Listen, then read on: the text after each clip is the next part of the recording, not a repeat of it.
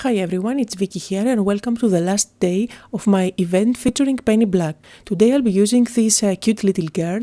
I've been holding on to this stamp for quite a while, so I thought today was the day. After all, the stamp is called April and I think it's appropriate. I'm using this aquarelle pad which has a nice and very thick watercolor paper.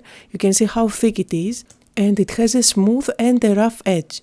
First of all, I'm going to cut out a panel using a stitched rectangle, and this is where I'll be stamping my little girl. To stamp my girl, I'll be using archival ink just because it is permanent when it dries. So it's a great ink to stamp your images when you are going to use watercolor, which I'll be doing today. Now, since I'm working on a watercolor paper, although I stamp on the smooth side, I won't be getting a perfect impression no matter how I press. I don't really bother with perfection in this image since this is going to be a watercolored image and perfection is not the point. To color my image, I am using my distress markers with water. Now, you can see that I'm using both techniques by applying directly the marker on the image as well as applying the marker on an acrylic block and then pick up the color with my brush. It depends on the outcome that you want to have. You'll see me switching from one technique to another. Now, I'm also using a few brushes to apply my paint. So I have a fine one, a middle one, and also a big brush which I am going to use for the background and for adding big splashes of color here and there. So I am going to put some music and I'll meet you up again once my image is ready.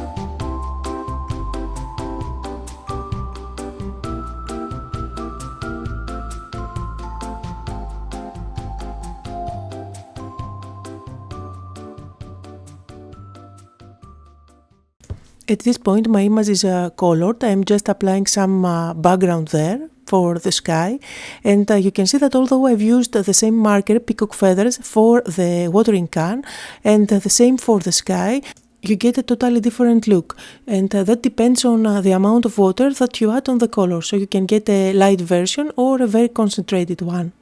The names of the colors that I've used for coloring the image are all listed on my blog.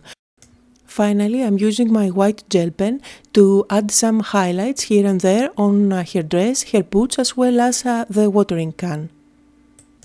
You will see that I'll also grab my markers and add some shading here and there when I feel that's needed, like in the flower there, because I think it was too flat.